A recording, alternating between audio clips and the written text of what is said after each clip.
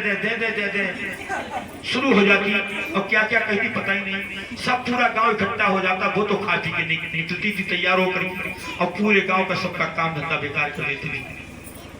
कोई कहीं जाने न चाय नाश्ता न खाना पीना कुछ नहीं, सबका बेकार था। एक दिन हो, 2 दिन हो, 3 दिन लोग परेशान हो गए तो सब लोग कहने लगे क्या किया जाए। तो कहा 30 घर हैं, बोले हाँ, बोले एक एक दिन की पारी डाल दो इससे, एक एक दिन की लड़ाई का नंबर लगा दो इससे, आज तुम्हारा कल इनका परसों का, तो 1 महीने के बाद एक दिन आएगा और एक दिन कोई बात नहीं, कहाँ तक लड़ाई नहीं। एक एक दिन की पारी डाल दी और उसका रोजाना का काम, तो काम चलने लगा। अच्छा एक दिन नंबर ऐसे घर में आ गया जिसकी घर में बारात गई हुई थी लड़के की, और बारात आने वाली थी सुबह को, शाम को गई, सुबह बारात आने वाली और उसी दिन उसका नंबर था लड़ने के लिए। अब वो सोचे कि बहू आने वाली, बारात आने वाली, बहू को उतार के तो जहाँ लड़ने निकले या पहले लड़े आवे और लड़ने चले गए, पता नहीं कितना टाइम लगा और तब तक बहू आ जाए जल्दी, तब तक बहू आ गई। अच्छा बहू जब आती है घर में, पहली बार ससुराल आती है तो 4 आंखें करके आती है, चाहे घूंघट इतना हो लेकिन नजर बहुत तेज होगी उसकी, और चलेगी धीरे धीरे, इतने धीरे चलेगा चीटी हुई पैर के नीचे आगे मर नहीं सकती, इतने धीरे धीरे चलेगी।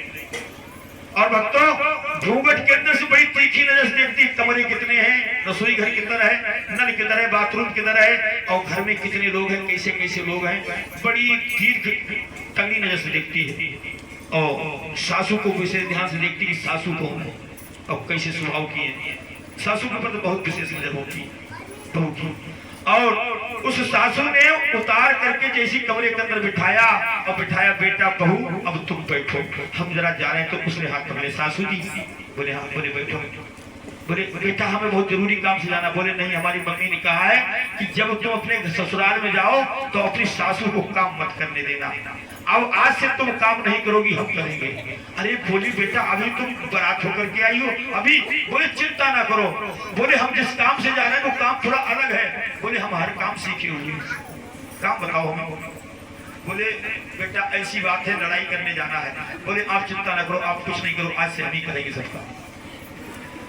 उसने लंबा घूंघट डाला और धीरे धीरे जल्दी घर पूछ लिया, और वो इंतजार करते करते परेशान, अपने दरवाजे में बैठी ऐसे देखे हम उसके बाद धीरे धीरे बहू आ गई।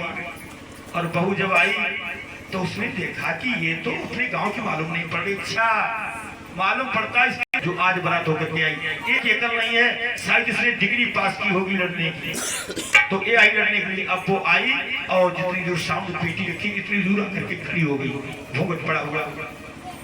अब बोल, अब घूंघट खोल और लड़ना शुरू कर, हम तेरे बाप के नौकर नहीं थे जो इतनी देर से यहाँ इंतजार कर रहे थे। अब वो बोले ही नहीं, बोले तेरे मुंह में जबान नहीं है, बोल नहीं सकती, गूंगी है, बहरी है। अब वो बिल्कुल ना बोले, बहुत देर वो गालियां देती रही, जब वो खामोश हो गई, बोलती कहाँ बोले एक आदमी, वो चुपचाप खड़ी रही। जब वो काफी देर हो गई, जब वो खामोश हुई तब इसने घूंघट उठाया और एक हाथ निकाला, अंगूठा ऐसे दिखा दिया। अंगूठा जो दिखा दिया तो उसके आग लगी तन बदन में। अब तो जय जय जय जय जय जय जय जय जय जय जय जय इतनी गालियां निकाली और वो शांत। फिर उसने घूंघट डाल दिया, खूब आधे घंटे तक बोलते ही मुंह में झाग आने लगे। और फिर उसने सोचा बहुत देर में शांत हुई तो उसने फिर घूंघट उठाया, फिर अंगूठा दिखा दिया, फिर वो शुरू हो गई। अब की बार बकते बकते बेहोश हो गई, गिर गई।